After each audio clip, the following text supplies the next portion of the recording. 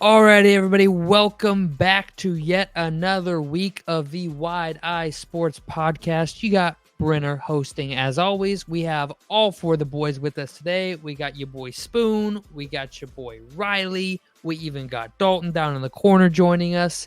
So we have an action-packed filled episode today of the Wide Eye Awards Show. We will be going over our MVP, Defensive Player of the Year. We got tons to talk about. Tons of awards to give out, and we're going to take a quick second to talk about the AFC NFC Championship games, then we'll get right into it. Congratulations to the San Francisco 49ers and the Kansas City Chiefs. Once again, both making the Super Bowl. So, a little round of applause to them. So Going off script. Yeah, off script. That's crazy. Are we sure it was never on script though? That's what I was about to say. Yeah, with Taylor Swift, bro, you know how it is. But I do not blame the man. Have you been seeing all those conspiracy theories that the Taylor Swift Travis Kelce love is all fake? It's all fake. Dude, there's literally a sports bet right now predicting will Travis Kelce, if they win the Super Bowl, does Travis Kelce propose to Taylor Swift? Like it's literally a sports bet on a site you can bet on right now. That's how into it. She was an Eagles fan before she started dating him, which is funny. I'm always happy for Eagles to lose a fan. I don't want to go too into it either, but I did see a tweet today that made me laugh a little bit. And it was a picture of Travis Kelce and Taylor Swift like hugging it after the game. And the guy was like, man, this girl has literally experienced like a once in a lifetime thing being a fan in 1 year. And I've been let down my entire like life. And I'm just like, the picture. I love that picture that came out after they won the championship of Andy Reid pointing down at her and then her pointing up at Andy Reid. I thought that was an iconic picture. Yeah, that's great. No, I want to say congratulations to the Detroit Lions. They made their first NFC Championship game in 22 years this season. They did a great job. And news broke a couple hours ago here at Wide Eye Sports. We're recording on January 30th, 2024.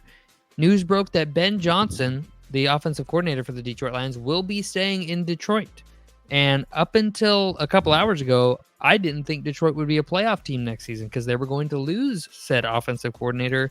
And let me tell you now, the Detroit Lions are just as big of a threat next season as they were this season. All right. So Ben Johnson. They're only going to get better. Yeah. Ben Johnson is. Do you think he made that decision because of the team still looking for a head coach, or do you think he just wants to run it back? I think two things. I think, one, the teams he wanted to go to weren't willing to pay him $15 million a year like he wanted. And two, why not run it back? You got that close. Let's go for it again. Now, I will say if the Vikings stay healthy next season, it'll be a little tougher battle for them to win the NFC North, but they will be very dangerous next season. Dan Campbell, for the first time in his tenure, had a top 20 defense this year. So, I don't think that defense is anything crazy or going to get really good anytime soon. I mean, arguably, it's probably going to be one of the tougher divisions in football next year. Yeah, it'll be tough. Dan Campbell for a second. I just want to know what you guys think. Was he too aggressive in those games? Not at all. Not at all. Yes. Okay. Not at all. Hold on. He's just opened up a can of worms. You did, and I expected this to come, and I completely agree with all of his play calls. You agree with Absolutely. going? So listen to me. You have the chance to get guaranteed points. Yes. And bury them even harder, and you're going to go for it for no reason. Are you ready for it? There's no he made the right call. No, he didn't. He made the right call completely. No, he clearly did. The wide receiver dropped the ball twice on wide open passes. That is not on Dan Campbell. That is not his play calling. How are you supposed to predict that his wide receiver is going to drop the ball? None of it's his play calling. First of all, it's all none of it. But it's his decision to go with it ultimately. Yeah. Yes. Hey man, that's on Reynolds. That's 100% on Reynolds. That is not on Dan Campbell. They have the chance to put the game away. Why would you not go for it? Yeah, hold on. Hear me out here, Spoon. Hear me out. Reynolds is coming to his left. Jared Goff puts the ball back to his right. He was completely horizontal, going back to his right as he's running left. Ball hit his hands and he dropped it. I'm not debating that, but it's a tough catch, and Jared Goff needs to put that on his Or you just need a better wide receiver. Can I throw something? Because there was in the game at least. Because that wasn't his only drop. He played a bad game, and I'm going to bring that other drop up too. Go ahead, Riley. At halftime, they were down 21-7. What was 24-7? 24-7, and they could have went up 27-7. So I was sitting there thinking, like, if I am Kyle Shanahan, what am I saying in the locker room, right?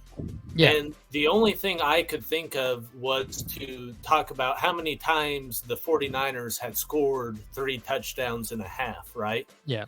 And I was like that. I was thinking to myself, this Niners offense, as potent as it is, surely it's happened quite a few times. And they went on to do it. I mean, they won the game. Yeah. But because of that, I can understand why Dan would want to go for it. I mean, until this point, the Niners hadn't shown an ability to come back, but they had shown an ability to score points. Detroit has 1 timeout left in that scenario at the end of the half right there. Mm-hmm. And they threw it short of the end zone, and they would have had 4 seconds left to run another play. They would have kicked the field goal anyways, even if they had got the first down. Like, they end up kicking a field goal anyway. So there was, unless you're throwing it into the end zone and the play call was short of the end zone, there is no point in not kicking a field goal. No point. So I like the aggressiveness. I just don't think it was the right call, because if you go at the end of the day, it cost them the game. Yeah, exactly. So I don't understand all these people that say, it was the right call. They lost. So how could that have been? They lost specifically because of that. I don't think it's the right call, because there are tons of other factors that happen. Look at the turnover on downs. First of all, yes, Reynolds dropped the ball. He dropped it. Like, I'm sorry. Like, you can say, like, oh yeah, he had to come back to it. It doesn't matter. It hit him right in the hands. He dropped it. He didn't have to reach like too far for it. It hit him in the hands. He had to reach a long ways for it. He did not reach out. He did not reach out. His elbows were bent. His elbows were bent. He didn't reach all the way out for a pass. His elbows were bent. He could have easily caught that ball, and he dropped it. Okay. There's one. Listen. So there's one. You're saying, okay, that's a bad call. Whatever. What do they do their next drive? Jahmyr Gibbs fumbles the ball. 49ers immediately get it in their own the red zone immediately. Yeah. Man, I wish I had an extra 3 points on the board right now after that fumble. There's a lot of other shit I would have been thinking. And then guess what they did the next 3 set of downs happened. I can't wait. They went 3 and out. But guess who dropped the ball on a wide open catch in stride? It literally hit him in the side. Reynolds again. I can't wait for our Madden games. I'm not blaming Dan Campbell. First game, me versus Cooner. First all right. Anyway, I'm just saying I'm not blaming Dan Campbell at all. The players needed to step up. They did not step up. They played an excellent first half. They did not. But the players don't need to step up if you just take the points. That's the whole point of it. No, if you just still need to step up. You still got to pick the field goal. You don't need your players to step up. You still can't go 3 and out. If you go 3 and out, then what? Of a drop pass, then you're giving them the ball right back with everything plays out the exact same way, Spoon, except for they kick the field goal, they go into overtime and have a chance to win the game. I understand they're just trying to keep that offense. But hold on. That's what you do. Do you think they would have, after giving up that many points to the Niners in overtime? Do you think they would have won in overtime? I don't know. I think at that momentum point, was already the momentum was already there. But the momentum shift was caused by not converting on the 4th down. By the fumble. No, if you look at I think the fumble was really what shifted that momentum. If you look at the NFL official game chart of like momentum and likelihood to win, the shift is on that 4th down. It goes from like 86% down to like 22%, and then the fumble jumps it in the Niners' favor. So there was like a 60-point drop. It was still in the Lions' favor. But it was a bigger drop after the failed conversion than it was. Saying, the fumble. I like the call. I like the call to keep the drive going, keep that offense off the field. I like the call that cost us the game. I love it. I love it. Didn't cost them the game. It did cost them the game. They could have had 3 points, and they lost by 3 points. You can't say a play that happened before halftime cost them the game. Because this was right after halftime. Say they do kick the field goal, then who knows how that changes what Shanahan does, or I don't think it changes. Does Jahmyr Gibbs fumble the ball and give the 49ers the ball in the red zone after that? I don't know. Who knows? Probably, actually. It probably plays out very similar after halftime. Does Reynolds still do they go 3 and out their next drive from another drop pass from Reynolds? Probably. I don't know. All right. Anyways, we're going to move on. We're going to move on to the Wide Eye Awards. Every season, we will be doing our own award show here. This is the first inaugural Wide Eye Awards, and we are going to start it off real simple. I have a presentation here. Let everybody see this. Give me 1 second. All righty, here we go. Nobody want to talk about the Ravens Chiefs just for a second? Well, that's kind of what I was thinking. But, what's it say? What's it say? It was a defensive battle. Mahomes did Mahomes things. I just had a stat that I just wanted to call out. All right, go for it. Okay, so it was the Ravens running back carries from week 1 all the way to the AFC Championship game. Yeah, they stopped running the ball in the AFC stopped running the ball in the AFC Championship game. They only had 6 carries to running back. It made 0 sense. They're averaging around when you ask Lamar to throw the ball. They're averaging like 20 plus carries a game. 350 total yards, Riley. 350 and had under a. I know. He had 1 pick. He had 1 pick. You can't abandon the run like that, dude. Yeah, you can't have one of the abandon best run offenses in the. You have the best rushing offense in the league, and you completely abandon the run. It was completely stupid. Congratulations to Patrick Mahomes and the Chiefs. We're getting on with it. All these categories are in order. We have the Coach of the Year, Most Improved Player, a Comeback Player of the Year, Defensive Rookie, Offensive Rookie of the Year, Defensive Player, and Offensive Player of the Year. And then, of course, at the very end, we will have our MVP named. So with that, we're going to get right underway here. We're just going to get started. So Comeback Player. Oh, whoa, that's weird. That's supposed to say Coach of the Year. That's supposed to say Coach of the Year. I was about to say. Yeah, it's supposed to be Coach of the Year. That's my bad. So Coach of the Year, we have D'Amico Ryans, we have Kevin Stefanski, and we have Dan Campbell. D'Amico Ryans took the Texans from 13-3 to 10-7. Division winner after finishing last place. Do you mean 3-13? Yeah, you mean 3-13. What'd I say? They say 13-3. My bad. 13-3. The point differential from last year to this year was last year they had a negative 131. This year they have a plus 24. Their defense jumped from the 27th to the 11th. They had an amazing draft class that they pulled off, and their offense jumped from 30th to 13th. That being said, Kevin Stefanski, his offense jumped from 18th to 10th. He had the number 1 yardage defense in the NFL. Went 7-10 last year, jumped up to 11-6 this year.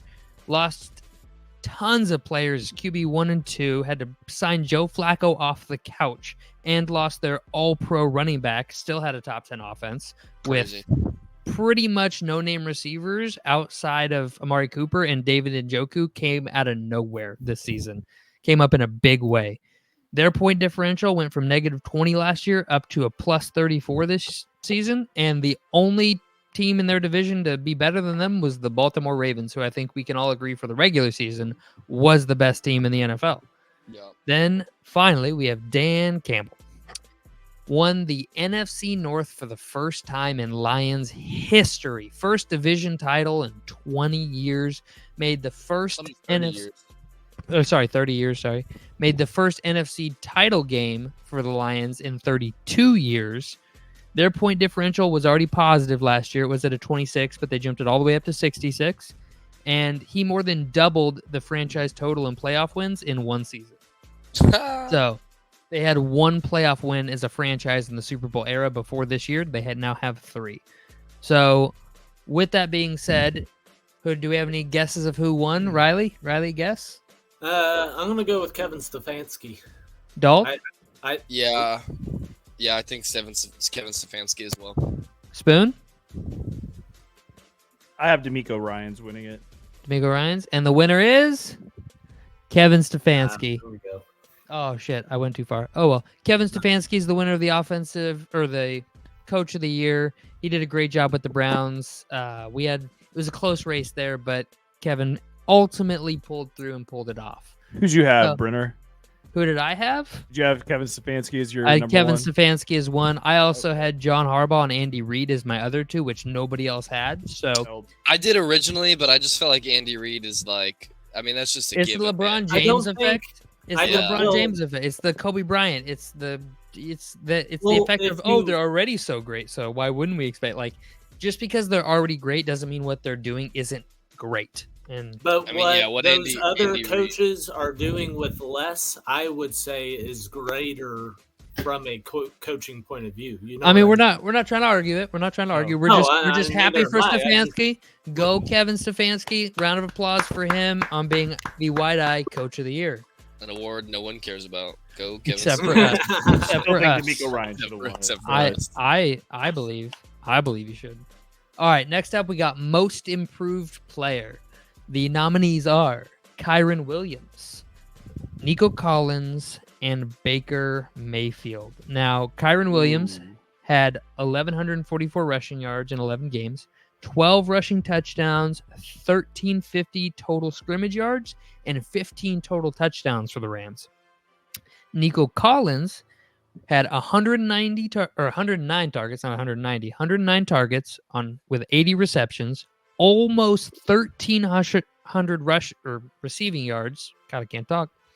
In 10 games, he started, 10 games this season. He played in a total of 15, but he didn't really come on until a little later in the season. And then he averaged 16.2 yards per reception. And I think this is the most impressive stat. He only had 2 drops. He had 109 targets. He had 2 drops all season long. Wow. Yeah, I thought that was insane. And then last but not least, we have Baker Mayfield. Had 4,044 passing yards, a 28-10 touchdown interception ratio, almost 65% completion percentage with a 94.6 passer rating, and led Tampa Bay to a division title and a playoff win. Pretty damn good season for Baker. Riley, who you got? I'm gonna roll with Baker. Dalt? Kyron. Spoon? I have Nico Collins. We got one of each. One of each. And the winner is Baker Mayfield. Baker Mayfield with the 28-10 touchdown interception ratio, over 4,000 yards passing. Spoon's man crush of the year. I had to look up to see what that said. Yeah, no. I put a little extra note in the graphic that he is Spoon's man crush. He's still my man crush. I don't have him winning this award. I have him winning another award, but man, just with Nico, I honestly forgot he even played last year. That's how non-existent he was. That's why I had to go with him. That's why I had to pick him over Baker, but I love the pick. I love that he got the win. Go Baker. All right, next up we have the actual Comeback Player of the Year award. We have Joe Flacco, Tua Tagovailoa, and Matthew Stafford, all as our finalists here. Joe Flacco, 4-1 as a starter, 323 passing yards a game, a 90.2 rating, a 13-8 touchdown interception ratio in those games, and a 60% completion percentage. We have Tua Tagovailoa, who had an 11-6 record as a starter this season, 69.3% completion percentage, which is pretty damn high, over 4,600 passing yards with a 29-14 touchdown to interception ratio. That being said, he also had a 101.1 passer rating. Matthew Stafford is our final nominee. He had 264 passing yards per game, 24-11 touchdown to interception ratio in 15 games, so he missed a couple games, 62.6% completion percentage, and a 92.5 passer rating. Riley, who you got? I'm going to go Joe Flacco. Dalton? I'm going to say Matthew Stafford. And Spoon? I don't know. My number one pick isn't even on the fucking board right now, so I'm kind of pissed off. Nope, I'm a little pissed off right now. Your number one pick didn't even make it in. I'm sorry. I know. Who was your number one pick? My number one pick for this award is Baker Mayfield. How is he not the Comeback Player of the Year?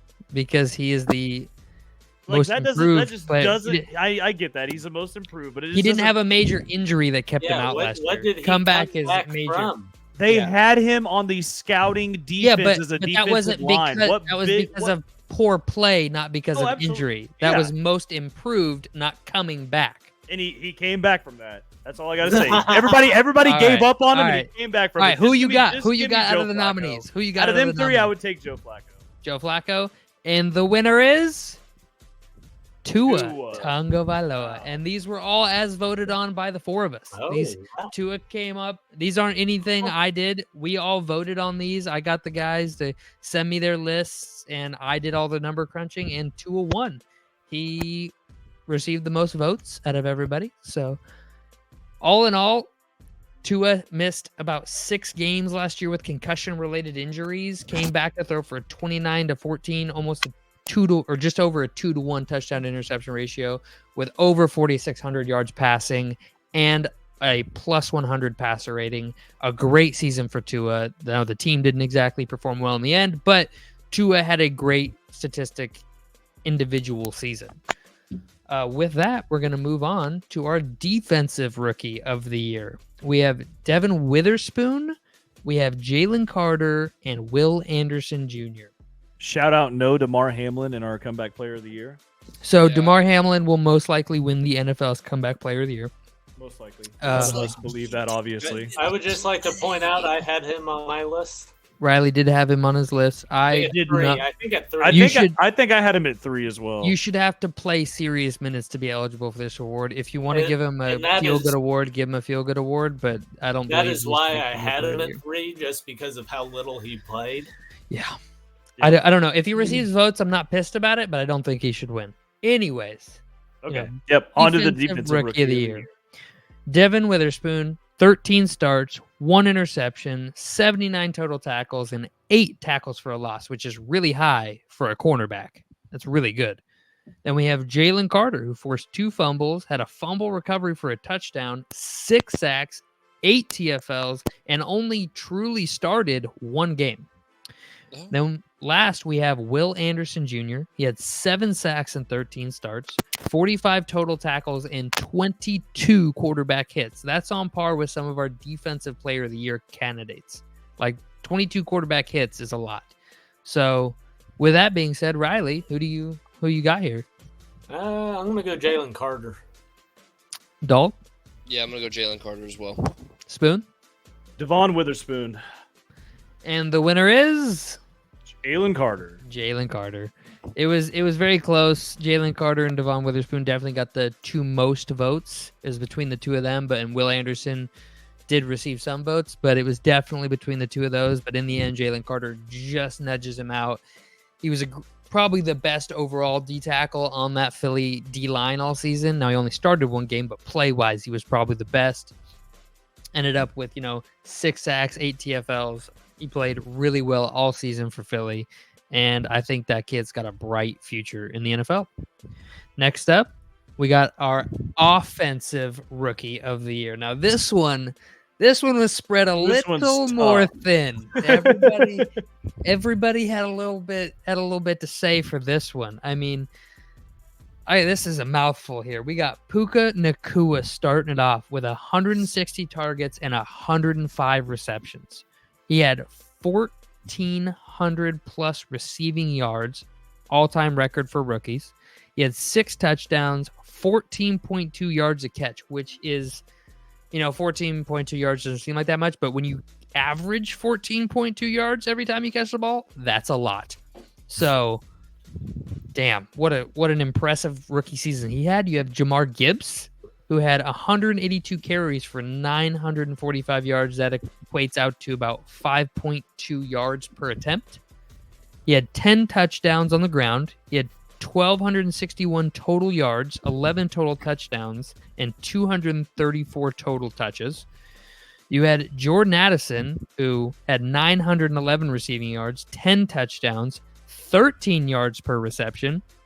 He only had 70 receptions, though, with 108 targets, and he played 8 games without Justin Jefferson, just because a lot of people, he plays next to Justin Jefferson. Why wouldn't he do well? Well, he didn't have Justin Jefferson for 8 games. Sam Laporta, also a phenomenal rookie from the Detroit Lions, 120 targets, 86 receptions, 10.3 yards a reception, 889 yards, 10 touchdowns. I mean, the dude played out of his mind. Detroit targeted him a lot. He got open a lot. Dude just playing great ball. And then lastly, we have CJ Stroud. 63.9% completion percentage, 4,100 total passing yards, 23-5 touchdown to interception ratio. For a rookie to only throw 5 interceptions all season is insane to me. That is insane. Real quick, can you give me Jordan Addison's the stats you have for him again? 911 receiving yards, 10 touchdowns, 70 receptions on 108 targets, and 13 yards of reception. Okay. I was just looking. I was just shocked you didn't have that Rashee Rice didn't make it on here. Nobody voted for Rashee Rice. I had him on there. I had him on mine. I talked to the guys before the show. If only one guy got one vote or something similar to that, they didn't make the final nominee list. That's right. So that was why he did not make the list. So, as I was saying, with CJ Stroud, 23-5 in touchdown to interception ratio. He led his team to the playoffs in his first season at a top 10 offense or top 15 offense in his first season as a starter, first season ever, with a 100.8 passer rating, which phenomenal. I would assume most of us can guess this. I mean, Riley, who you got? CJ Stroud. Dalt? CJ Stroud. Boone. CJ Stroud. It is, in fact, CJ Stroud. I mean, the impact he had as a starter, I feel like you can't underrate what he did as a rookie quarterback this season. Playing quarterback's one of the top 3 hardest positions in sports. And I mean, he came in with no experience as a rookie and just pretty damn well had his way with the position. Didn't really struggle much. Didn't have, a big rookie slump throughout the middle of this. Like, didn't really ever fall off the pedestal like we all thought he would, except for in the playoff game. But he was facing a very legitimate defense on a very big stage. So now, I do want to say, if there's any award that I truly believe should end in a tie, it is this one. Yeah. Him and Puka. And with Puka. I truly believe that Puka had an outstanding rookie year as well, breaking the receiving total for the total rookie receiving yard record. Yeah, the rookie receiving record as well. Like, you can't pass that up either. This is the only one where I wouldn't be mad if Puka wins. No, I wouldn't either. And Puka, I will say this: damn near everybody had CJ and Puka at 1 and 2. I'll put it that way. There wasn't a vote in which CJ and Puka weren't 1 and 2. So it is as close gets, but with the difficulty of the quarterback position, I think that's what got CJ Stroud the win in the end. Yep. Anybody have any closing comments on the offensive rookie of the year? Congratulations, CJ Stroud. Next up, we have the defensive player of the year. So first off, we have TJ Watt. Fuck you guys. First of all, fuck you guys for not even Deron Bland not even being a contestant. That is fucking crazy. He broke. I think I put him in rookie of the year at 3. But he wasn't a rookie. He wasn't a rookie. Oh, then maybe. Oh, I thought he was. No, so he wasn't a rookie. He absolutely should be, at least be on this list. So here's the thing with Deron Bland. Outside of that one thing he did nothing else. Eat shit. What else did he do? I mean, he still was graded as a very good cornerback, coming in and stepping up for Trayvon Diggs. Yeah, everybody really on this podcast, except for me, thought that the Cowboys were fucked when Trayvon Diggs went down. That's not true. That is true. I'm the only one who said you guys were fucked. I will admit, I said that Gilmore was going to get cooked all season. Cooner said he was nervous. Cooner said he was nervous about it. No, Cooner talked shit. He said he had no worries about Gilmore coming in. I said I didn't have any worries because I figured... No. I was the only one talking shit. I thought Gilmore was going to get walked in and cooked all season long, and he didn't. And Deron Bland also came in and played really well. I'm not trying to take anything away from Deron Bland or his record. He is not on the on par with these players. I had him in there, but he would have been my fourth. My top 3 are all in here right now. If you take away the one good thing he did, all his favorite Vikings players on here is Danielle Hunter, freaking Jordan Addison. I didn't have Jordan Addison. I had Jordan Addison as my 2. I told you the rookie of the year was spread really thin. I don't know how Jordan Addison would have been 2. No, my 2. He was my 2. Yeah, I don't know how he would have been 2. Because you have Puka and CJ Stroud. Because he did it with way less.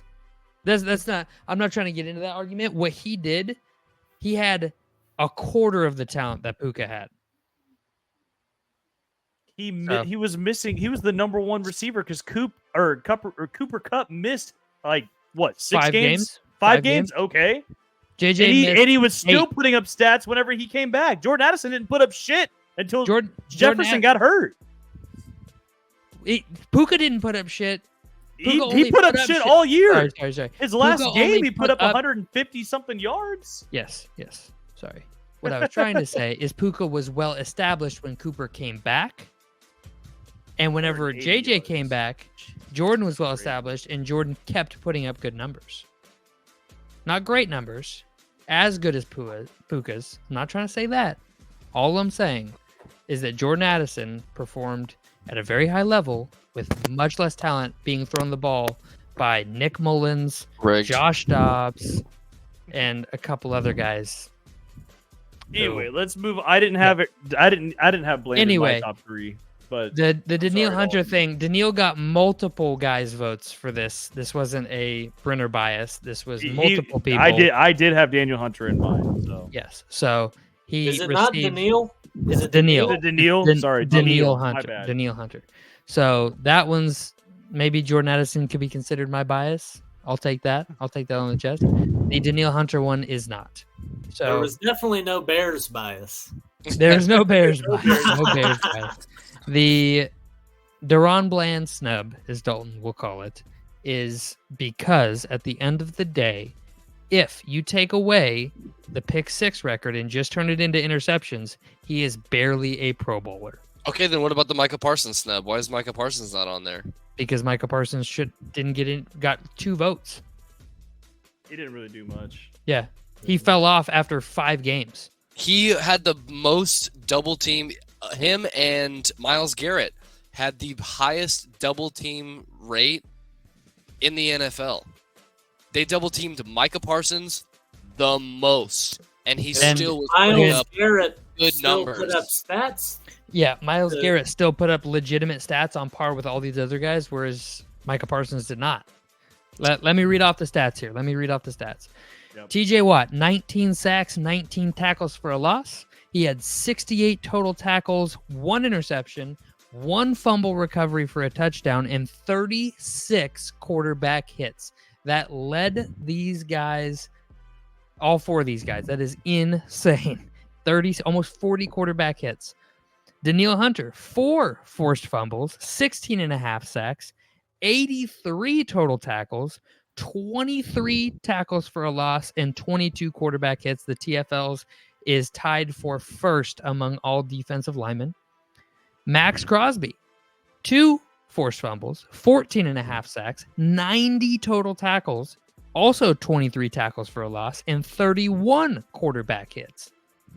Then you have Myles Garrett, 4 forced fumbles, 14 sacks, 42 total tackles, 17 tackles for a loss, and 30 quarterback hits. Now, I will say this, one thing I don't have for the rest of the guys that I happen to have for Myles Garrett is the AV, so the average value that Sports or Pro Sports Reference assigns to each player based on their calculations of how important that player is to that team's success. And prime Aaron Rodgers for an MVP put up a 23 one time. Prime Tom Brady put up a 22 one time in an MVP season. Myles Garrett had a 22 this season. Myles Garrett was extremely valuable to his team. So I don't have the other guys' AV. I know nobody's was as high as his. Nobody else broke 20. I remember that, but I don't remember what each of them was. Do we have any speculations on who won the award, Riley? I'm going to go TJ Watt. Dalt? Myles Garrett. And Spoon? You want me to say who I think won it or who I had win it? Who you think? We can talk about who you want afterwards. Who you think won it. Okay. I would say TJ Watt won it. TJ Watt. And the winner is Max Crosby. Really? Wow. That is who I had win it. So that's who I had win it. It was Max Crosby, Daniil Hunter, and TJ Watt in order of who won based on votes. And I'll say this. I had Max Crosby win. I mean, the dude played out of his mind good all season. Dude was the only legitimate player on that Raiders defense, and he was their soul. Like, he is the reason they were good. Like, good for him. I like Max Crosby, and I think he played. I like him as a Raider. I don't think he should ever play for any other team other than the Raiders. I could agree with that. He fits right in. He fits right in there, dude. I fucking love that guy. I am so excited for the Raiders next year, man. I mean, I like Pierce. I like Pierce a lot. Me too. I am not looking forward to being a Cowboys fan next year and just getting all my hopes up, and they're not going to do anything. Jerry Jones says he's going to be aggressive. Cool. Don't care. Don't believe you. Whatever. Dalton's down bad. Dalton's down bad. I'm not saying I'm switching as a fan. Yeah. I am always going to be a number one Dallas Cowboys fan, but I am very much looking forward to seeing the Raiders and what they do next year. Yeah, absolutely. I just think that all my picks keep coming in second, so that's why I kind of was like, all right, you know what? I don't think they picked Max Crosby here. They probably. I'll say this on the stat sheet: TJ Watt's definitely the number one guy, but as far as impacting. Like, watching game tape, impacting plays, Max Crosby deserves this win, hands down. Myles Garrett is great. Daniil Hunter's great. Both those guys are great players, but Max Crosby was his team's heart and soul. Yep. And because his defense didn't perform as well, I feel like a lot of people don't give him the credit he deserves. But if you take him off that defense, they're like a bottom 10 defense, and with him there, playing at the speed they were, there was a good stretch after they assigned Antonio Pierce as the interim head coach, where they were a top 5 defense for like 7 or 8 straight weeks, and it was a lot to do with the way Max Crosby was playing. So good for him. We love you, Max. You're the first ever Wide Eye Sports Defensive Player of the Year. With that, we will move on to the Offensive Player of the Year, and where Dalton gets to now rejoice as we have 2 Cowboys in the running for our Offensive Player of the Year. At least they're nominated. That is all I'm happy. Absolutely should be. They both had stellar seasons. They both deserve it. You have Tyreek Hill, 16 games, 171 targets, 119 receptions, 13 touchdowns at 15.1 yards a reception with 1,799 total receiving yards. He had about, 1,814 total yards, a couple rushes in there. Then you have Christian McCaffrey, 1,499 total rushing yards, 5.4 yards a carry, 14 rushing touchdowns, 91.2 rushing yards per game, another 564 receiving yards on 67 receptions with 7 receiving touchdowns. The dude was all over the place. Next up, we have CeeDee Lamb. CeeDee Lamb had 181 targets for 135 receptions. Absolute unit. 13 yards per reception, over 135 receptions. That is crazy. So he had 1,749 receiving yards, coming just behind Tyreek Hill.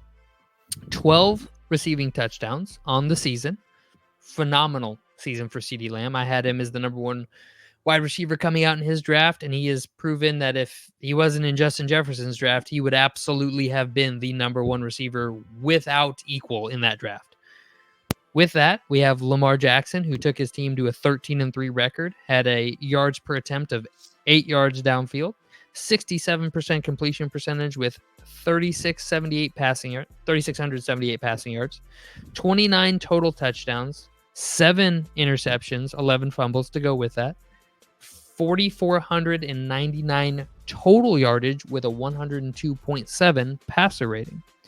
And last but not least, we have Dalton's guy, the man himself, Dak Prescott. I still believe. Still believes in him.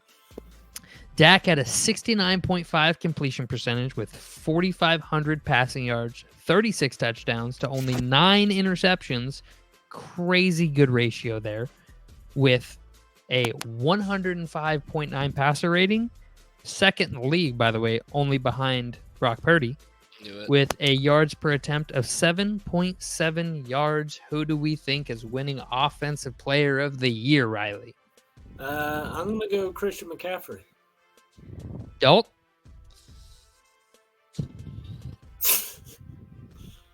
I'm going to vote with my head, and I'm going to say Christian McCaffrey. All right, Spoon.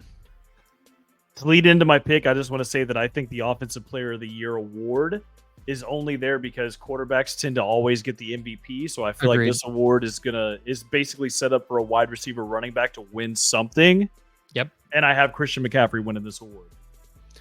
With that, we have your winner, Christian McCaffrey. I mean, look at those stats. 1459 on the ground, 5.4 yards a carry, 14 rushing touchdowns, 7 receiving touchdowns, 5.4 yards a carry. You can run with him on first and second down and almost guarantee a first down. Yeah. On average, he gets a first down every 2 plays. That is insane for one player.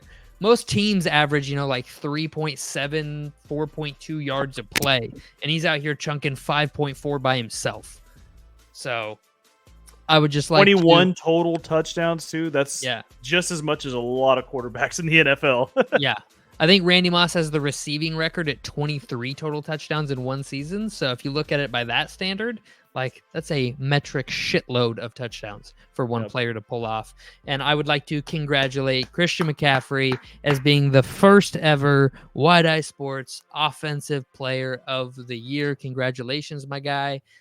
And now, ladies and gentlemen, we have the most valuable player competition. And once again, Dalton, your boy's in there. How did Josh Allen get on here? Probably because of you. I would bet you put him on there. No. Riley's like, who put Josh Allen on there? If he got named once, he wasn't put on there? Yep. That's what I'm asking. Did someone else put him on there? Riley's MVP list was 1, Josh Allen 2, Josh Allen 3, Josh Allen. I did not. Riley's MVP list was Josh Allen, Josh Allen against the Chiefs, Josh Allen again. No, I did not have Josh Allen at 1. That's why I was so shocked. I didn't expect to see him on here. The MVP conversation got pretty thin too. There's lots of votes for lots of different guys. So all in all, I decided to include everybody who received votes for this one. That way we'd have some. Okay. This is the only exception. I will say everybody on this list, I think, received multiple votes. I think. Pretty sure. I'm probably the only one that voted for Christian McCaffrey. So probably 2 points. I had him on there. Oh, okay. So that being said, first off, we have Josh Allen. 11-6 as a starter. 66% completion percentage, 4,830 total yards, 44 total touchdowns. Now that was a bit canceled out by the 25 total turnovers, but he had 29 passing touchdowns and 15 rushing touchdowns. I think we just gave Christian McCaffrey all that credit for having 20 rushing touchdowns. Josh Allen had 15. So, as I said, 29-18 touchdown interception ratio. As we know, Josh Allen is not afraid to chuck the ball downfield, and he does turn it over quite a bit. So Christian McCaffrey, we just talked about Christian McCaffrey, so I don't think we need to give a huge rundown on him. Lamar, also just talked about Lamar. Don't need to give a huge rundown on him, as well as Dak Prescott. Just gave the huge rundown. With that being said, Brock Purdy, 12-4 as a starter, 69.4% completion percentage, 4,280 passing yards, led the league with 9.6 yards per attempt, which is a yard higher than anybody else with minimum 25 pass attempts. That is insane. 31-11 touchdown interception ratio, 34 total touchdowns, and a 113 QBR. For example, Aaron Rodgers, I believe, has the highest ever average QBR, and his is like a 105. So average Aaron Rodgers is playing at a 105. Purdy was playing at a 113 for this whole season. So good on him. With that, I think I'm pretty sure this was the only unanimous award. His third or his second unanimous MVP? Riley, who you got? Lamar. Dalton? I know who it is, but I'm going to say Dak Prescott. God. Now he didn't want to do it. Yeah. I didn't have him as my number one. I didn't have him. I know who won. I know who won. I'm just saying Dak Prescott just because I won. Lamar Jackson. Yep. It is, in fact, Lamar Jackson. Look at those numbers. So I threw in, me and Dalton have kind of went back and forth on this all season about who cares about the all pros and the Pro Bowls. And you pointed out to me, like, the guys he's playing with this season are playing at a much better level than they have in the past. This season, he had 0 other offensive all-pro teammates. So even this season, those guys weren't playing at all-pro levels. He didn't have a ton of help. So I just threw that in there for the me and Dalton thing. We've been talking about that a lot throughout the season in the MVP debates. And I'm not sure you can say Lamar doesn't have a lot of help when he has the best defense in the NFL. I'm talking on offense. We were talking Riley. We were talking about offensive. Me and Dalton on the show had debated before. Dalton had brought up a good point of just because they haven't played well in the past doesn't mean they're not playing at that level now, which was a very valid point. No, my point was just because they don't get named to all pro or Pro Bowls or anything doesn't mean that they're good players. Because you can only have a finite amount of people who get named. Yeah. That. Absolutely, the top 2 to 4 players at their position. I agree, and all the other MVP candidates had players on their offense that were top 2 to 4 at their position. So everybody else had at least 1 or 2. I think everybody else had 2. Except for maybe Josh Allen. I think Josh Allen may have only had 1. So everybody else had at least 1 all-pro guy helping him out, whereas Lamar was out there by himself, solo. Lamar only had 7 interceptions this year? Yeah. Now, I did clarify. I did say he had 11 fumbles. He did fumble. It was the fumble. So he had same amount as Josh Allen, 18 turnovers to Josh Allen's 18 interceptions. The unfortunate part is Josh Allen also fumbled 10 times himself. So, but that happens when you have the ball as much as Josh Allen does. So with that is the Wide Eye Sports Award Show. That is all of our guys, all of our G's that ended up winning in the very first season of the show. We only have one more show this season, guys. After next week, we start season 2. How do you guys feel? I feel good, man. I just want to say I'm so happy to be able to do this with you guys.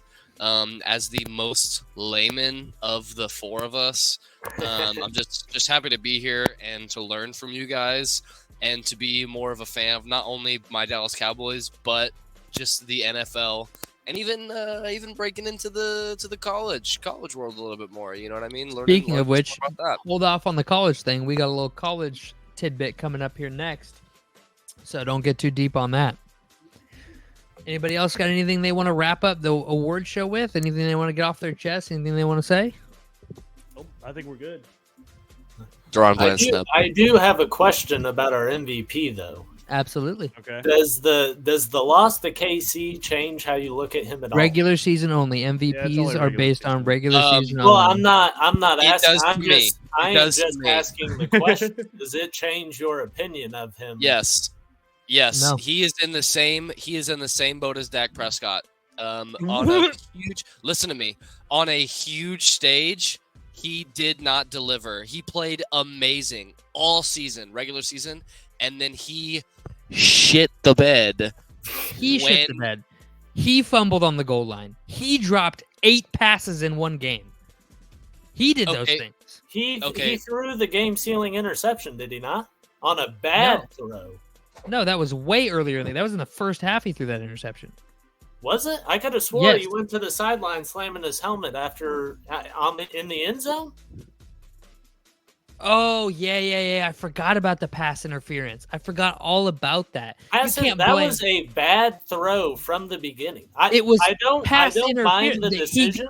I don't mind the decision, but Isaiah Likely got tackled in the end zone before the ball even touched a Kansas City Chief. No, I don't mind the decision, but you got to put that ball at the back of the end zone, not the front of it. Hey, I'm not debating whether it was a bad throw or not. I'm saying it should have never counted. That throw shouldn't count. Or do you want me to pull up? Do you want me to pull up the video clip? I will. If you do pull up the video clip, I don't think that ball is getting to him either way. I mean, he's halfway out of the play when the guy goes up to grab it. I will concede a little bit because the Ravens defense also shit the bed. They only gave up 17 points. Yeah, you can't say they shit the bed when they only put up. They get opening drive touchdown. An opening drive touchdown.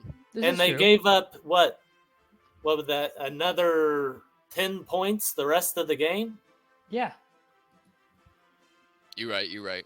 And you have a unanimous MVP on offense. Like, that shouldn't 17 points, that should be an automatic win. Like,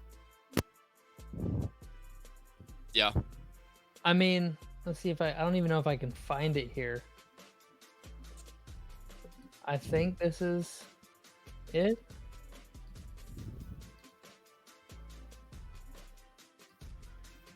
If you can't find it, that's okay. But I can here. This isn't the best angle of it, but I do have it up here. We're gonna, for the YouTube audience, we are sharing this little tidbit on YouTube real quick. So you can see right here, this isn't the best angle. The ball is not in his hand yet. You can't see it as well right here, but he is already wrapped up and taking Isaiah Likely to the ground already. But the ball shouldn't be Who is there. that's doing that? Lamar's ball placement was bad on that. If he puts it at the back of the end but zone, if hold on. If Isaiah Likely isn't getting tackled, that's where Isaiah Likely would have been. That is crazy to throw it. He's triple 3 yards into the end zone. He's not because he's being tackled already, Riley. He had Likely also called for the ball. It was stupid. He shouldn't have called for the ball. Likely did. What is that? He's in triple coverage right there. But yeah, and he called for the ball. Triple coverage. That's crazy. Who's this guy? Who's that guy? Who's right down, right past the sticks? Who's that? Here it is. Here it is. Here's the end zone angle. Here it is. This is the calling for the ball. Why are you calling for the ball? Hold on. First of all, we've seen this play called several times when he goes, grabs right there. We've seen that called for defensive holding. You can't. Hold on. No tug, no jersey tug. But look. He's already creating forcible contact. This dude hasn't even jumped for the ball yet. But if Lamar doesn't throw the ball short, he keeps running. There's no flag. Look, Riley, he's already. If Lamar throws a better ball, that is a touchdown. I will agree. If he doesn't have to stop to come back, there's no interference. If he can run, all right, Riley. Right so here, look, he's going to jump. Look, so he's going to jump back to it. Riley, shut your mouth for a second. If he's not interfered with right here, he jumps right here for the ball. Right here. He goes straight up in the air if he's not interfered with. In triple coverage. You think he's going to come down with that in triple coverage? It doesn't matter if he comes down with it or not. The point is he was interfered with and pushed away. He catches that ball. If he's right there, that ball gets caught right there. He gets shoved to the back of the end. He gets shoved 3 yards back from where he stopped. Called for the ball, and then he kept going at a different angle. Like, he should have just kept going straight towards the back of the end zone instead of going towards the side of the end zone. But he was interfered with, I'm not saying he would have caught the ball. I'm saying that where he tried to stop is where the ball was caught. So he tried to get that ball. But instead, if Lamar throws a better ball, he doesn't have to stop and jump. He can just keep running to the back of the end zone. He's got plenty of room in the end zone to keep going. But at the end of the day, should it have been called a penalty? At the end of the day, was it? But at the end, I'm asking, should it have been? Yes. I think so. That's what I'm debating. Could it have been a touchdown? No, it should have been ball on the Ravens. It should have been ball on the Ravens 1 and not a turnover. Yeah. The ball in Kansas City won with the Ravens 1st and goal is what it should have been. You should not be counting on the refs to throw flags to win games. No, you shouldn't. You shouldn't. But the refs should do their jobs. But that's your job. That's like saying I shouldn't. That's like saying I shouldn't be having to watch everybody else on the road for a car wreck. But at the end of the day, if I get in a car wreck, I want my insurance to take over, right? Like you want your insurance to take over. What if like I get in a car wreck, my insurance just says, "Nah, we're good on this one." Actually, like no, do your fucking job. That's the what referee's insurance job. companies will do that either way. but you know what I'm saying? Like do your job here. This is a pivotal in a game that ended by 1 score. You have the Dave Flowers fumble on the goal line, and you have this missed call. Otherwise, if those two happen, the Ravens are literally a combined 4 yards from winning this game. But if Lamar throws a better ball here, they win the game. And you don't have to count on the refs throwing. As bad as the officiating has gone this year, you should not be counting on the refs. I don't know how you can look at likely already getting tackled, shoved out of the play from where the ball is going. Like that would be like Brenner, I don't care about where Lamar should have thrown the ball deeper so that he didn't have to stop and come back. He should have thrown it at the back of the end zone. It's unfair to say that they're relying on the refs to throw a flag. They're not relying on the refs to throw a flag. They're relying on the refs to do their job. Yeah. We all just said that should have been called pass interference. And that's not, the Ravens got to rely. No, the Chiefs defense, whoever that is, made a bad play and should have been penalized for it just as much as Lamar should have thrown a better ball. Yeah. Okay. Actually, I will agree with that. I think that's all we're trying to say. It does go both ways, but the reality of the situation is yes, Lamar should have thrown a better ball, but the priority of the blame here shouldn't be on Lamar. It should be on the refs for missing that huge call. Yeah, for missing that. Yes, Lamar should have made a better pass. Yes, I'm not disagreeing with that. But when you make a bad pass and a penalty occurs, you should get the penalty. Absolutely. Like we've seen, there were plays earlier in this game that were so much more ticky-tacky plays that got called in the Chiefs' favor. Yep. Comparatively to this. Like this is absolute bullshit that Isaiah Likely, like you guys just saw it. He stops at the front end of the end zone here, right? He's stopping right there, like at the front end of the end zone, and this dude is already pushing him, not looking back at the ball. Yeah, you can't even tackling see the ball him. yet. Ball's still not in this dude's hands, and Isaiah Likely is on the way to the ground. Yes. Boom, like that's. Where's that here? Come on. I don't know. Maybe. You're right. I was gonna say maybe you could say it's uncatchable, but the fact that he's pushing him away, because if he's not there, if that Chiefs player's not there, then Isaiah Likely makes that catch. Stops right here and jumps up in the air and at least gets hands on it. He may not catch it, but he at least gets up in the play. Whereas you have, he's got a 200-pound guy pushing him over. He's not gonna load. No chance to make a play. Yeah, here, hold on. There we go. Yeah.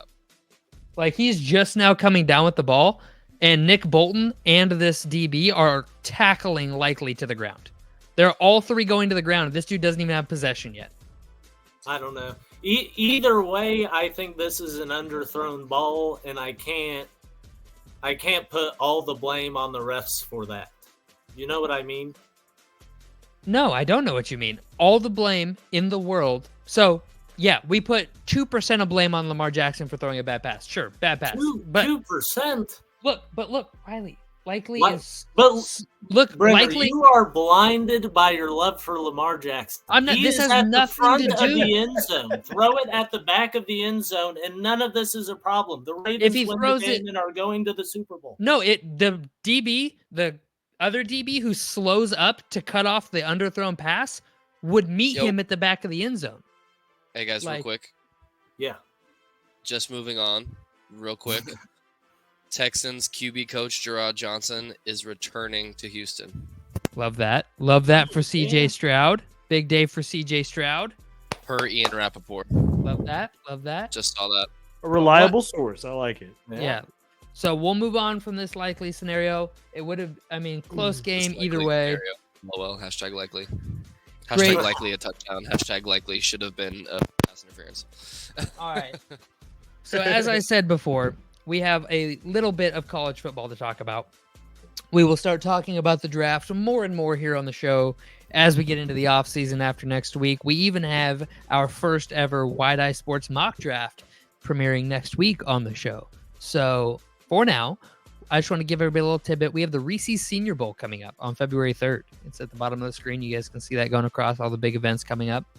So a lot of the times people hear about the Senior Bowl, they're like, these are just like no-namer guys that like didn't get a chance to play a bunch and need to make a name for themselves. And that's where you're wrong.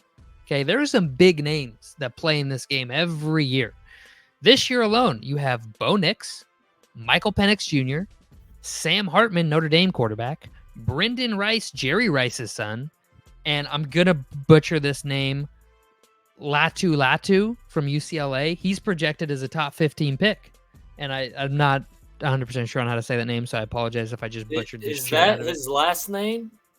His name? Laiatu, and then Latu is his last name. I would say Latu. Yeah, Latu. Yeah. So apologize if we butcher that to anybody who knows how to say it correctly. Feel free to type it out in the comments. We'll take a look. We'll get it right. I didn't realize Michael Penix and Bo Big Penix energy. Big Penix energy. I thought cool. Spoon was about to slip up there and say something. I almost did. Michael Penix and Bo Nix are both in that game. That's crazy. So, a national title game quarterback, one of the best quarterbacks in college football last year, both playing in this game for the national squad. And on the American side, you have my personal draft crush. Most of you probably don't know this is Joe Milton III. He's Tennessee's quarterback. Yep, I know who that is. This dude is an absolute Cam Newton clone. He just doesn't throw the ball quite as well. But he is like 6'6", 250, runs like in the mid 4.4s. Like the dude is an absolute unit and they call him the howitzer because his arm is so fucking big. This dude has a bigger than Jamarcus Russell level arm and way more athleticism. So dude has crazy good upside. You have Spencer Rattler, who is at South Carolina this past year, former Heisman hopeful. You have Christian Jones, Texas O-lineman, and you have Trevondre Sweat, Texas D-lineman, who is another top 15 pick. Top 15 pick. Yep. Yeah. So you have big names playing on both sides in this game. And that's just a couple of them. Like there's more. And just to show you that I'm not just saying like, this year, right? Oh, maybe not. If my computer will unfreeze here. There's guys like Dan Marino, LaDainian Tomlinson, Sean Alexander, Brian Urlacher, Kyle Juszczyk. Those guys have played in this game. And there's plenty more. Unfortunately, my computer has just frozen, so I don't have all the names right here in front of me, but I can pull them up. Hold on. Give me 2 seconds here. So we got guys like DeMarcus Ware, Aaron Donald. We have Von Miller, Derek Brooks, Patrick Willis, Bobby Wagner, Brian Dawkins. We got Leroy Butler, Richard Sherman, Patrick Surtain Jr., and the GOAT. That's right. The GOAT played in this game. Patrick McAfee played in this game. All right. Any word on Jaden Daniels? Is he in this or no? He is not. He's not a senior. He should be. No, I think he's a super senior. I think he's a fifth year. Well, he played. He's played 4 full seasons already. Has he? Oh, maybe. Yeah, I don't. He's not on the roster, and it's happening on Saturday, so he is not playing. Yeah, he played 2 full seasons in Arizona State. He missed one, and that's probably, I'm guessing, where. Okay. That super, but this is his super senior year. I don't know if fifth-year seniors are eligible. I don't know. I'm not 100% sure on how that works, but another couple names real quick. You have Bobby Wagner, Jimmy Graham, Reggie Wayne, Hines Ward, Darren Sproles, Michael Strahan, Zach Martin, Steve Hutchinson. I mean, these guys are Hall of Fame talents. This game isn't just for, meh guys that can't cut it and make a name for themselves on tape. These are guys that want to play fucking football. They want to get out there and prove they're fucking football players. All right? that's just little Reese's Senior Bowl love here on Wide Eye Sports. All right. Hopefully next year one of us will be there at the Reese's Senior Bowl, give you a live look. But Crazy. That's future events, you know. But anything else anybody would like to add this week? No. With that, we're gonna thank everybody for joining. Thank you for tuning in. If you stuck around all the way to the hour 4 mark, then you're insane. We love you and thank you for doing what nobody else will and sticking with us to the very end. We will see you next week for the weekly episode of the Wide Eye Sports Podcast. Thank you very much, and we love you all.